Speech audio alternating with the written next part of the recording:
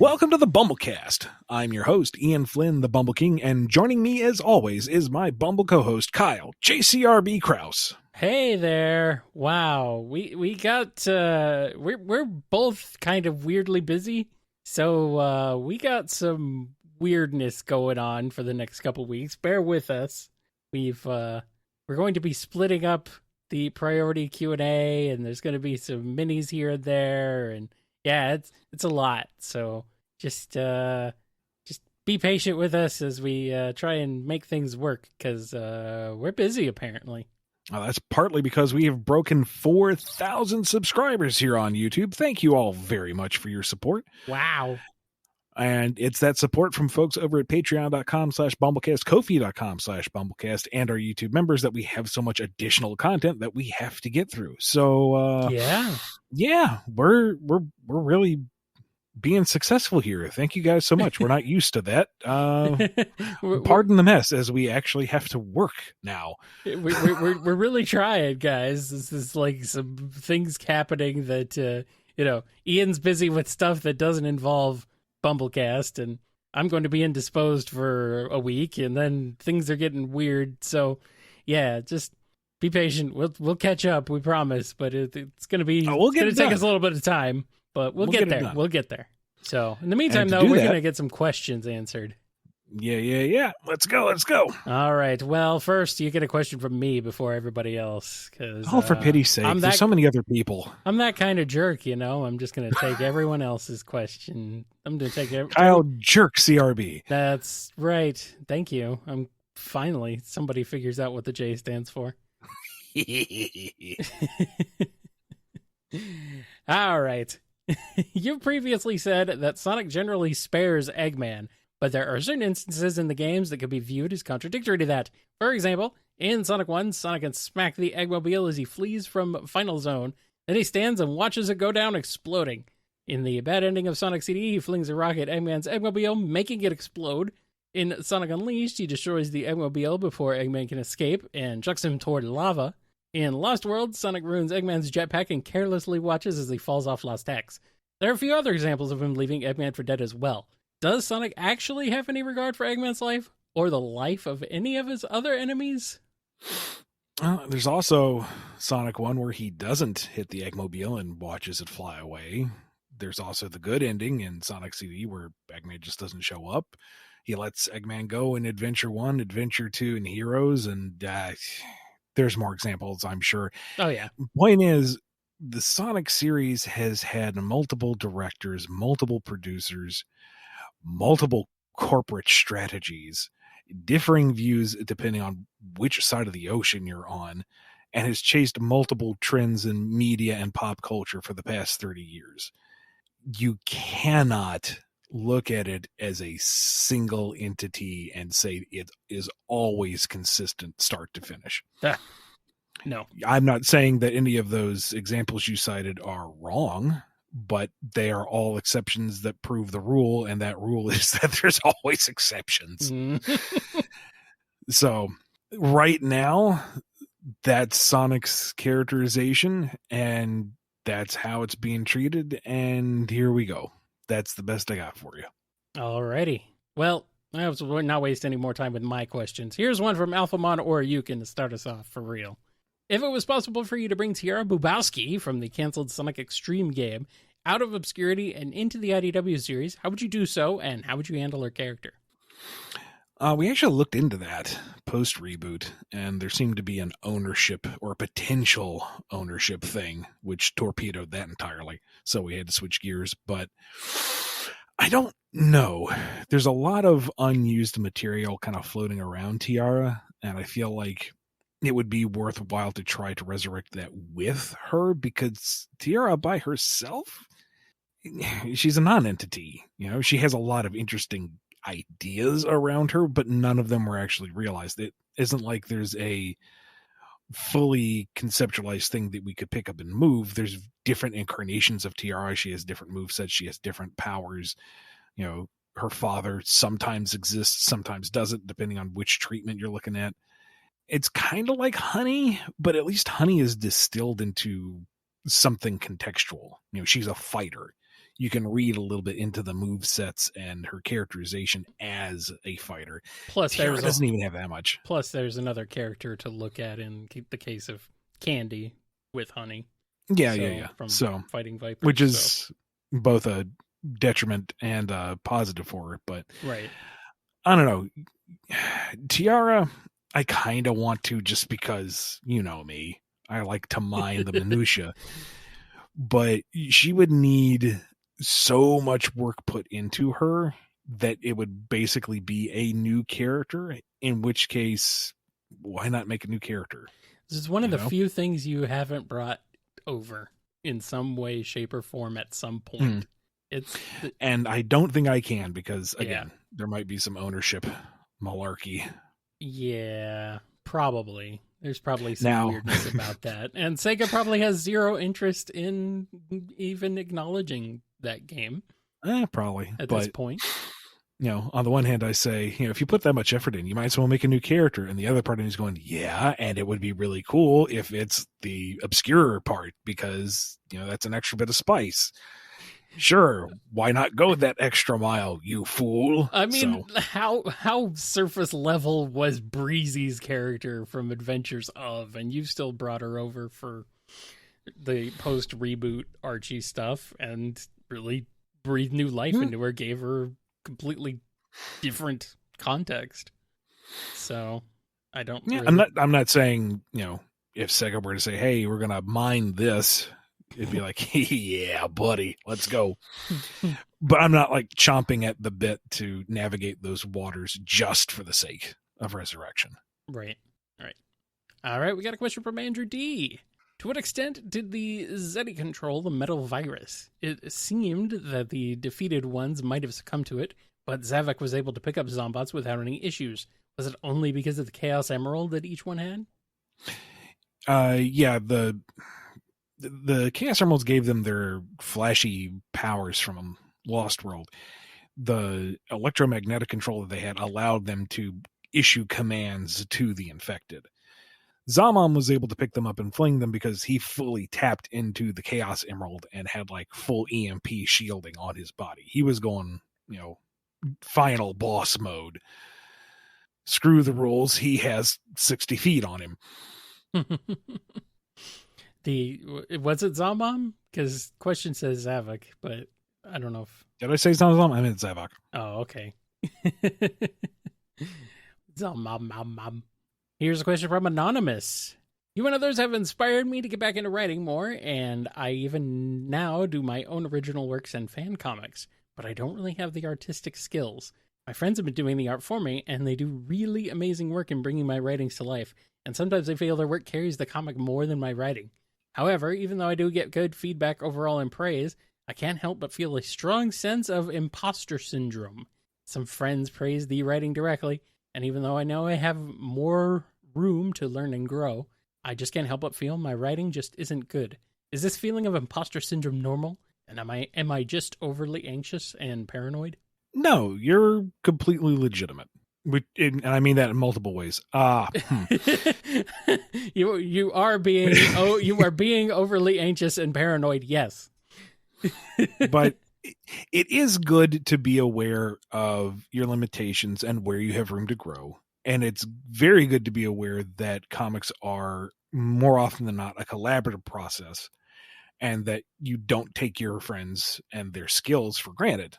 They are coming to you because they're your friends, I'm assuming, but also because they believe in the project.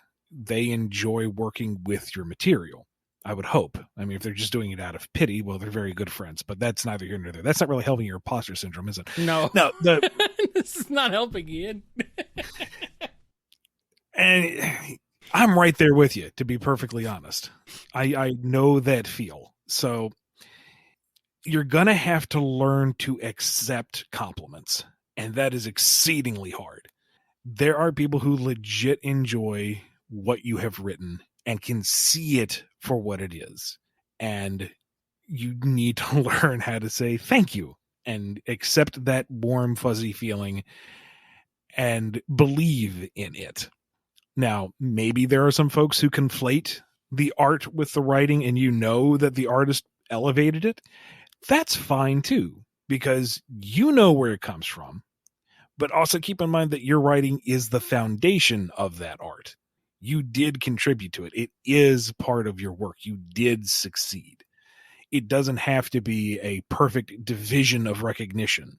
The two of you and the artist, came together to create something, and it as a whole was read, both visually and within the words, and it was enjoyed. So you are legitimately succeeding in that regard. I have nothing to add other than, see, I told you so. Here's one from Batman69 LOL. Boom, Sonic, Tails, and Eggman wake up hungover and in a destroyed penthouse suite at Casino Night Zone with no memories of what happened last night. But that's not all. They can't seem to find Knuckles anywhere, and they only have until nightfall before they miss his wedding. He's getting married too. What did they do the night before? Will they make it to the wedding on time without Amy or Styx suspecting anything weird about last night? Well, Styx suspects everything weird about every night, so I don't see how that's any different than normal. But anyway. I don't know. If we're going to go with this scenario, so I need them to go ask for help from a tiger that has a pet Mike Tyson. So we're putting the Boom characters in the scenario of The Hangover. Got it. Oh boy. I don't know. With that setup, I say just make a shot-for-shot remake of The Hangover. I got nothing witty to add. Just do that movie again, but with them. It's Boom. It's the BumbleKast. It works. Where's the baby? Oh, it's the baby. Oh, my baby. That baby. That's where the baby is. It's all there. Might as well. Here's a question from Blazing. Is the reason that Chaotix / Knuckles Chaotix is now canon because a member of SEGA / Sonic team said so? More or less, yeah. I can't get into any of the, juicy details, but yeah, it's pretty much it in a nutshell. That's really about it. So it's kind of how it goes, man. Yeah, that's canon now. All right. And then tomorrow someone could say, oh, that's not canon anymore. And they'd be like, oh, all right. And that's just kind of how it goes. There's not like some sort of ceremony to induct something into the canon, I don't think. And now they dip the game cartridge into the pudding, as is tradition. It'd be kind of amazing if they did. Archbishop Izuka-san sacramenting each game. In un patrias Deus Sonic. Terrible. Fleet feet, yes, run and spin dash. Amen. Amen. Yes, that is how they determine when a game is added to canon or when it is unadded to canon, when it was removed. There we go. That's the word, removed. I know how words work. I also know how to read this question from Chaos Sonic 1, I hope. Since only male hedgehogs get super forms, think you or Evan can try and convince SEGA to make alternatives, like how Blaze is Burning Blaze? Amy at least needs something to catch up to her, man. Maybe. I mean, we're just two people. There's a lot of people in the mix, and I'm a little on the fence on the idea. I feel like we touched on this earlier. Maybe I can't remember now, but I kind of feel like if there's too many alternate forms, then Super kind of loses its importance. It's just a transformation. But at the same time, Amy's due, for pity's sake. Yes. I would kind of rather her have a super form than just here is your consolation prize form because we couldn't get you super. Or maybe it would just be fine on its own and I'm overthinking it. I don't know. But it's a discussion to be had at some points down the road. Alrighty. Well, with that, I guess it's time to go ahead and take a quick break and then come back with more BumbleKast.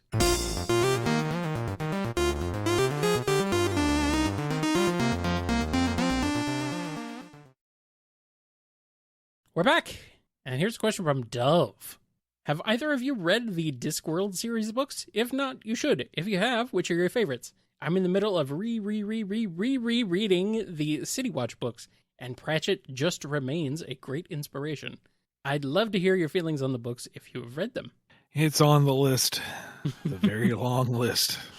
I have never read Discworld, which might be weird for some to hear. I don't know. It seems like they would maybe be up my alley. I'm more fantasy than sci-fi, though, and usually I'm more of a sci-fi guy, but whatever. It's the two sides of the same freaking coin. So I do remember that when I was pitching Drogoon to Adam, he said, "Oh, like Discworld," and I'm like, "Maybe." Crap! Did somebody already beat me to this idea? Probably. Yeah. Well. Oh well. I'm being told I'm thinking Ringworld. Is that like Halo? Is that what does that Halo steal that? Oh, absolutely. No, I mean, yeah, Halo pretty much pilfers the entire canon of sci-fi, so it makes sense. We got a question here from Exadel. What was Sega's thinking giving Amy the random one-time ability to turn invisible? Have you asked about that and about whether you can implement this ability in the future? No idea what the thinking was at the time. No real inclination to use that ability because what in the world? And it's never shown up again. So I think it's probably one of those, let's not reference that again. It's kind of like how you don't really see Cream, Tails, Rouge, or Charmy using Thundershoot. It's like that was a game mechanic and you're done. It's like we really need a game mechanic here, so she can do this now. But apparently it was just referenced recently again, so I don't know, man. Some weird stuff. It's not a bug, it's a feature. All right, here's a question from FMS Draws. So how do you imagine Gemerald and Cream's dynamic is outside of the action-oriented shenanigans that went down in the comics? Is Gemerald the would buy cream ice cream on request kind of person? Or is he more of a would only buy ice cream if vanilla authorizes it kind of person? I imagine he's kind of a very stoic, stilted, quasi big brother. Because she's going to treat him like family, absolutely. And he's still learning how to be a person. So there's that little bit of detachment. And, he would have to follow Mother's directive. No ice cream before dinner. But there would be some internal computing errors as Cream gives him the big puppy eye saying, "But I want it." And he'd be like, "Cannot make Cream sad. Must give ice cream. But before dinner." It's kind of like when Mega Man almost shot Dr. Wily, only far more cute. Yes. Yes, there's not potential murder on the table. I'm okay with that. I'm not gonna do what I should have done. Gives her the ice cream. Ice cream. Delicious. Here's a question from Logical. Is Froggy just a regular frog, or is he basically sentient but can't talk? I'm thinking something like Pluto or other Disney animal sidekicks. Can or does he care about Big? The last direction I got on that is no, he's just a frog. He's just a normal frog. My thought was he keeps running away because he's just a frog, He just runs. Yeah, he just takes off like he's just a frog, and that is hilarious. Yeah, maybe it's like he doesn't really want to be there. He just goes away.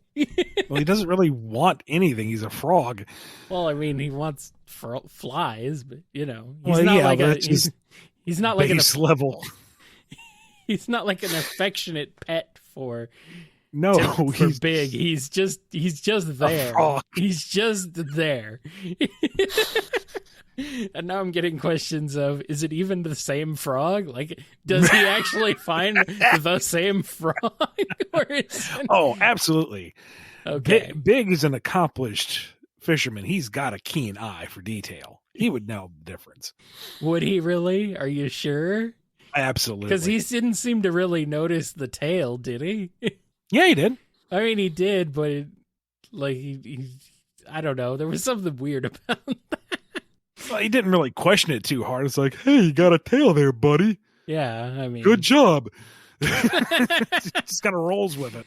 I mean, I guess that's true. That's true. Maybe Froggy is the ultimate life form. I would imagine, just for consistency's sake, Froggy has the same level of intelligence as like the other small animals, but he may just be a frog. I kind of like that he's just a frog. He has no affection or love for Big whatsoever. He's just a frog. He's just he doesn't care.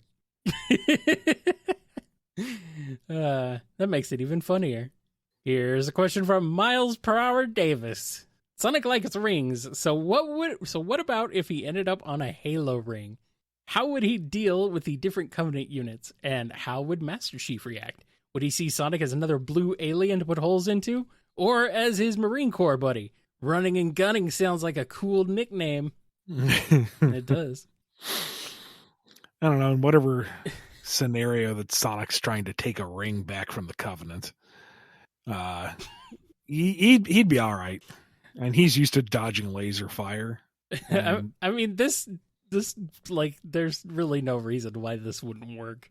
No, I mean, Sonic fits with everything. Yes. There's nothing that the Covenant really has that Eggman doesn't have at least somewhat comparable to. I mean, sure, the Covenant ships, and especially High Charity, are on an order of magnitude beyond what Eggman has constructed, but that's just because he hasn't really built anything that big. It's not really outside of his wheelhouse, let's be honest.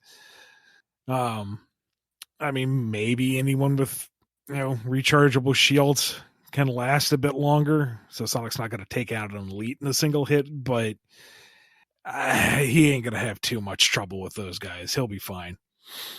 And so long as the Chief doesn't draw a bead on him first thing, he might have the wherewithal to wait a half second to see what this new species is.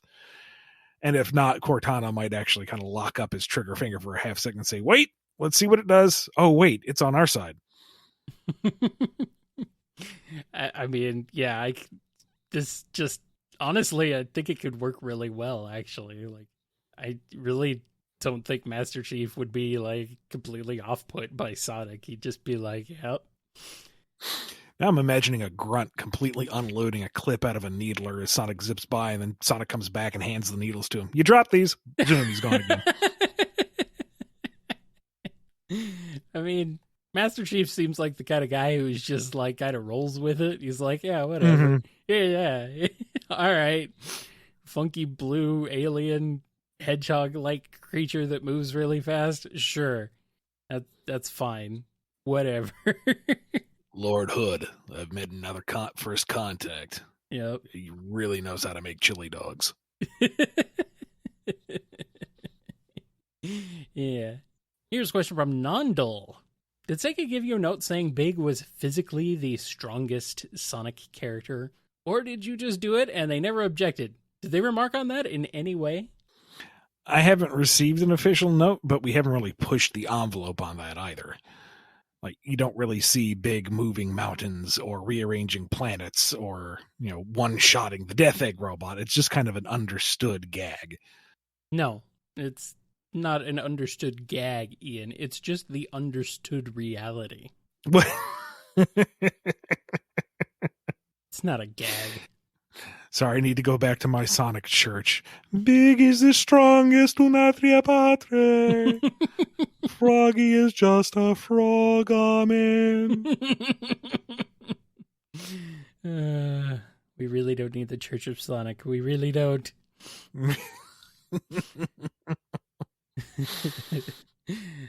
And our last question for this episode comes to us courtesy of Angie V. Urgent question. Since this is Surgeon Kid's first Halloween, what are they dressing up as to crash parties, terrorize neighborhoods, and get the best candy? Surge doesn't want a costume. She's not going to be a conformist. And when Kit goes, but it's tradition, it's Halloween, you got, but costume, she steals one of those "This is my costume" t-shirts, tears the sleeves off, and then proceeds to knock over mailboxes and smash pumpkins and egg houses and toilet paper houses and steal candy and frighten children. And then Kit's like, but it's November 1st. And she keeps doing it on into December and then into January. And we loop back around to the next Halloween. And I mean, it gives her an excuse to terrorize innocents. I mean, she should love it. What is Kit? Kit's like, can I have a costume? You really want a costume? Can I have a costume? She grabs a tablecloth, tears a couple holes in it, throws it over him. There, you're a ghost. Are you going to cry about it? Great. Now you're a wet blanket. It's a double costume. Let's go. Wow. Serge is rude. I like it. I like it. I like her. She's a terrible person. With that super speed, she can ding-dong dash an entire neighborhood. And make it like a ghost and get lost. Thank you, chat. And thank you to everybody for listening, because we are at the end of this episode. But we do have one last thing to do. Isn't that right, Ian? Yes, we need to give a big thank you to all our patrons over at patreon.com/BumbleKast, Ko-fi.com/BumbleKast, and our YouTube members. Big thank you to Daniel H., Alex B., James K., John B., Jennifer R., Robotnik Holmes, Samuel P., Sam Cybercat, Torchbound, Mike B., Dave M., Andrew D., Salute Your Cat, Coupling Crew 128, J. Frost, Duas Diz Din, Hero of Light 13, Professor Scruffy Matt, Ryan D., Chris A., Noni Sony, John M., Dib, Dawn B., Yami M., Lee HK, Fiona M., Lisa M., Invade Turbo, Turner, Chevelle, Ben, Wolfsbane, Sonic, Scurvy, Pirate Hog, Keeper of Monsters, Axis, Tic Tic, Xander, the Painter, Jonathan Dobbs just really likes Princess Sally, Final Neil, Arc Fighter, The Name is X, Solaris Dane, Nemric, Godzilla, Justin S., Alex GS, Dadler the Dalek, Ava Arctic, Quaggle Gaggle, Sonic Legacy, Dove, Professor Rye, Just a Mountain Soul, Pedanti Cad, Cameron H., Nondel Red, The Supernamic, Chad, Les, Jennifer H., Starlight Sec, Alphamon Ryukin, Twilord, Joshua S., Omega Watt, Jolene B., Preston M., The Disgan, Dapper Shinks, Noah S., Sonic 84, Kojiro Hyman, Supersonic Fan, Awesome Cakester of the Stars, Chaos Sonic 1, Radry, Chase L, Calum Q, and Tails, Red Wolf, Derusival,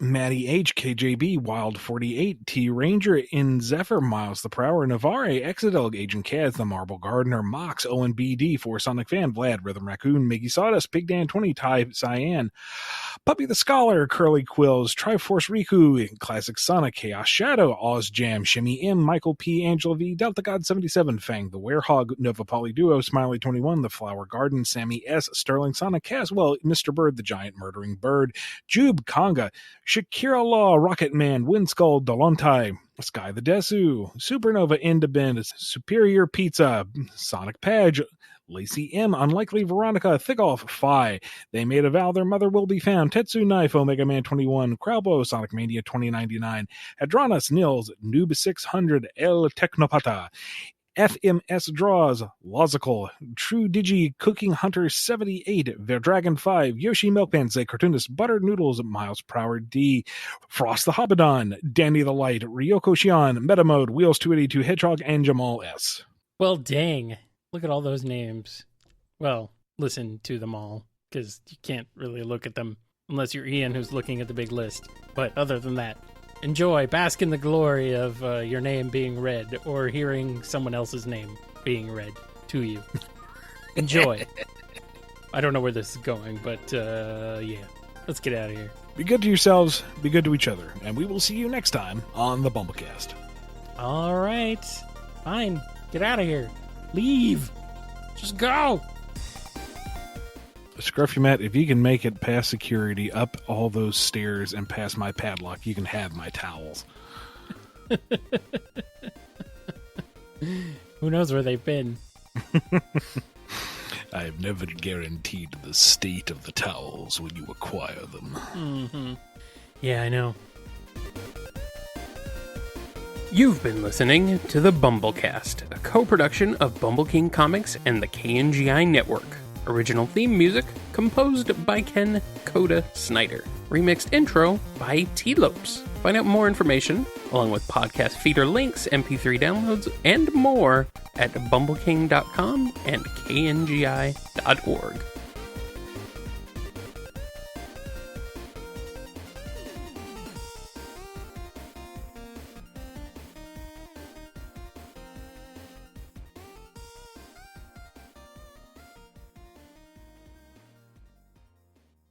Thoughts on the Mario trailer? It looks all right. Surprised. I don't hate Mario's voice yet. We'll find out if hearing it more later means it will. But yeah, there's not much there of his voice. But yeah, Bowser's going to steal the show, of course, as he should.